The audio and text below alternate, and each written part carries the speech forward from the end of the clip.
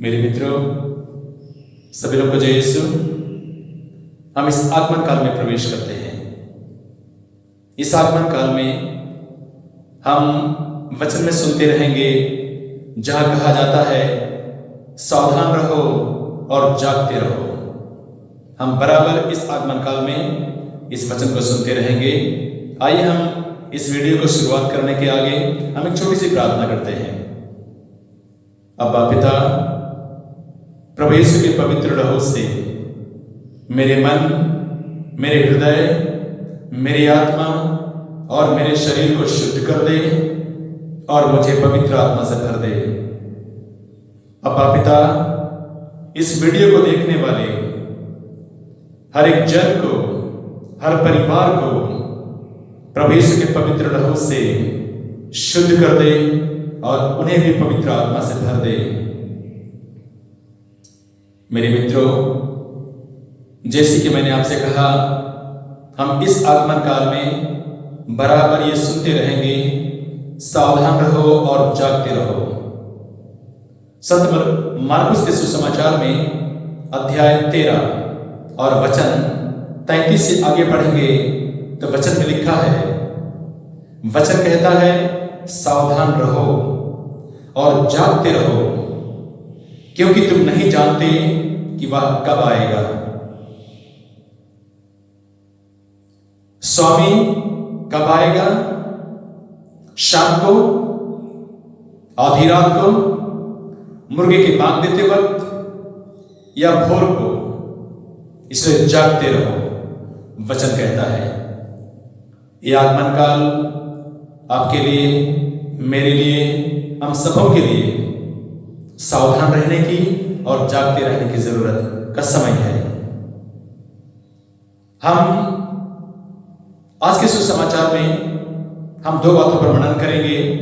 एक सावधान रहने, एक कहा जाता है सावधान रहना, दूसरा कहा जाता है जागते रहने के लिए। आइए हम इस वचन पर मनन करते हैं, सावधान रहने के लिए। बॉर्डर पर जो सिपाही तैनात है, बॉर्डर पर जो सैनिक तैनात है, उनसे पूछो वह बॉर्डर पर किस प्रकार वो सावधान रहता है, कितना सतर्क रहता है, जागता रहता है। उसकी छोटी सी चूक हमारे जीवन को बर्बाद कर सकता है। उसकी छोटी सी भूल हमारे देश को और हमारे जीवन को तबाही में तब्दील कर सकता है। बॉर्डर पर पहरा देने वाला सिपाही सावधान रहता है और वो सतर्क रहता है। बाइबल इसके बारे में क्या कहता है हम लोग देखेंगे। संत पेतरुस का पहला पत्र अध्याय 5 और वचन संख्या 8 में लिखा है, वचन कहता है जागते रहो, क्योंकि आपका शत्रु शैतान दहाड़ते हुए सिंह की तरह विचरता रहता है और ढूंढता रहता है। हम इसी प्रकार का वचन देखेंगे उत्पत्ति ग्रंथ अध्याय 4 और वचन 7 में। वचन कहता है यदि आप भला करोगे तो प्रसन्न होगे, यदि तुम भला नहीं करोगे तो पाप हिंसक पशु की तरह तुम पर झपटने के लिए तुम्हारे द्वार पर घात लगाकर बैठेगा। देखिए किस प्रकार प्रभु का वचन हमें कहता है कि हमारा दुश्मन, हमारा शत्रु हम पर हमला करने के लिए वो किसी भी वक्त वो हम पर आक्रमण कर सकता है, हमला कर सकता है।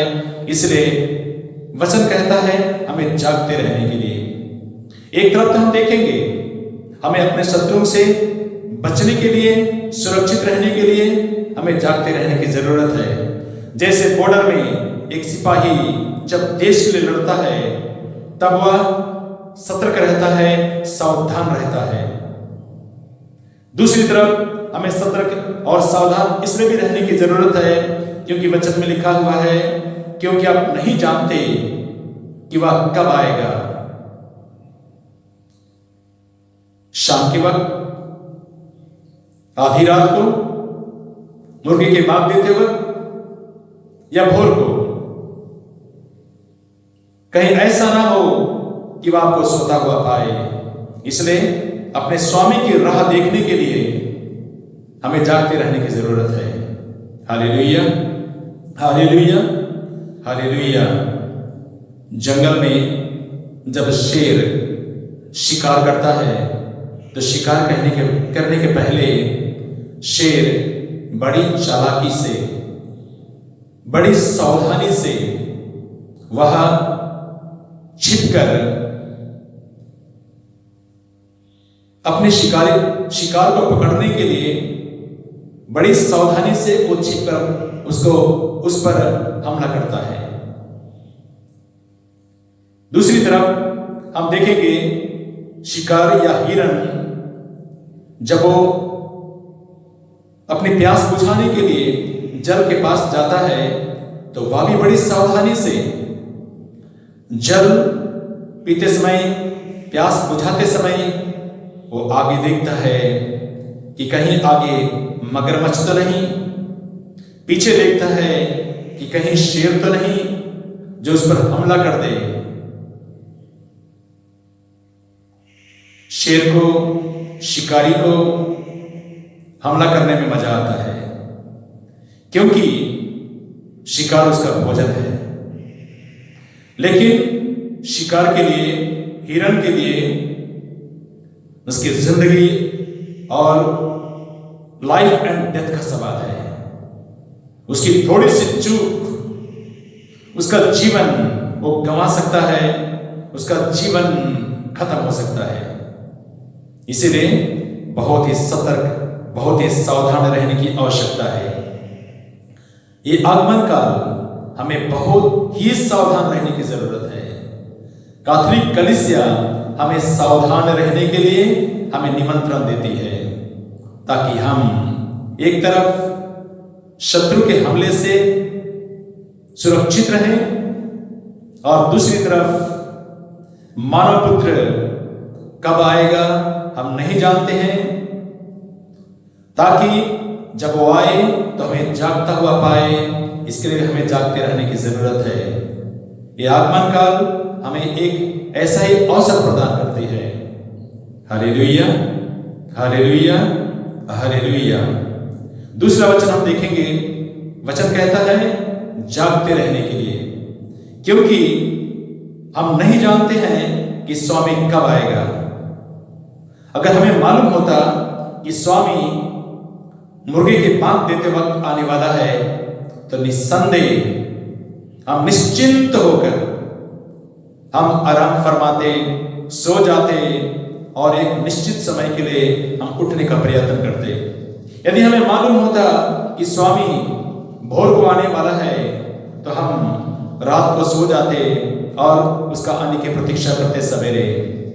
लेकिन इस आगमन काल में वचन बोलता है स्वामी के आने का समय मालूम नहीं है, कब आएगा। इसका मतलब हमें हर वक्त जागने की जरूरत है।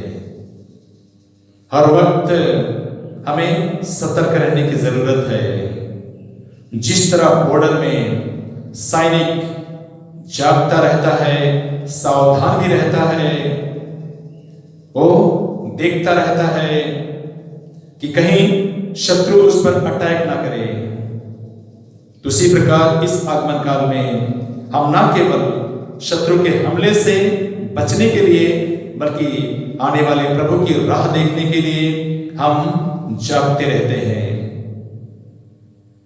अगर हम नहीं जागते हैं, हम आराम फरमाते हैं, हम नहीं जानते हैं कि स्वामी कब आएगा, और यदि वह हमें सोता हुआ पाए, कहीं ऐसा ना हो कि हम रिजेक्टेड हो जाएं, कहीं ऐसा ना हो कि वह हमें आराम फरमाते हुए देखकर कहे यू आर नॉट वांटेड।